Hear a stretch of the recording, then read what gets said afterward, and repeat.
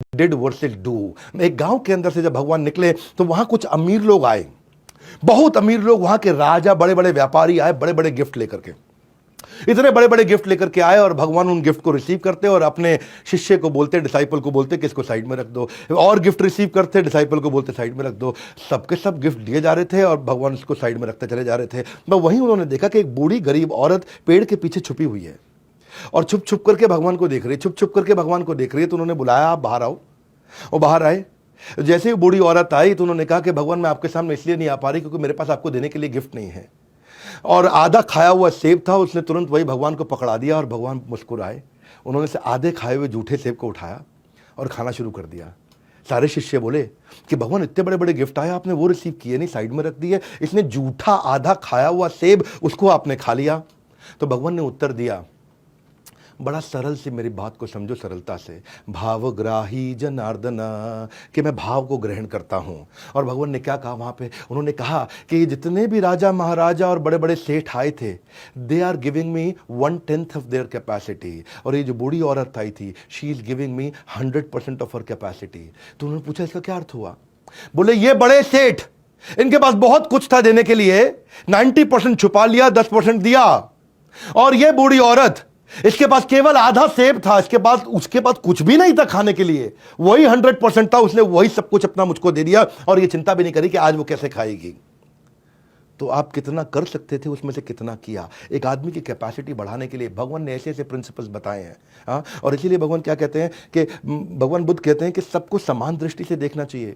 5वें अध्याय का 18वां श्लोक, विद्या विनय संपन्ने ब्राह्मणे गवि हस्तिनी शुनि चैव स्वपाके च पंडिता समदर्शिना। कि एक पंडित व्यक्ति ब्राह्मण को, गाय को, हाथी को, कुत्ते को मार के खाने वाले को, इन पांचों को एक ही दृष्टि से देखते हैं, पंडिता समदर्शिना। असली खुशी सब कुछ प्राप्त कर लेने में नहीं है, असली खुशी सब कुछ दे देने में है। और भगवान समान दृष्टि से सबको देखते थे। और फिर एक समय आया कि भगवान ने अपनी लीलाओं को समाप्त किया। मैं आज कम से कम 108 कथाएं बता सकता था, 12 कथाओं पे ही वीडियो बहुत लंबा हो गया है। इस संसार में सत्य के अलावा सभी का अंत होना तय है। और भगवान ने भी अपनी लीला को अंत करने का समय निर्धारित किया जब भगवान समाधि में जाने वाले थे। गौतम बुद्ध, बताया जाता है कि इसी बुद्ध पूर्णिमा के दिन उनका जन्म हुआ और इसी बुद्ध पूर्णिमा के दिन उनका अवतार और उनका तिरोभाव, यानी कि वो चले गए संसार से। और उस समय वो आधा लेटा हुआ पोज, आपने भगवान बुद्ध की कई ब्यूटीफुल मूर्तियां देखी होंगी, उनकी डिटेल्स देखी होंगी जिसमें वो आधे लेटे हुए हैं ऐसा हाथ रख करके। वो उसको बहुत सेक्रेड माना जाता है बुद्धिज्म धर्म के अंदर, जब वो आधे लेटे हुए और अपनी बाकी की बची हुई डायरेक्शंस दे रहे थे कि इस धर्म को आगे कैसे लेके जाएंगे।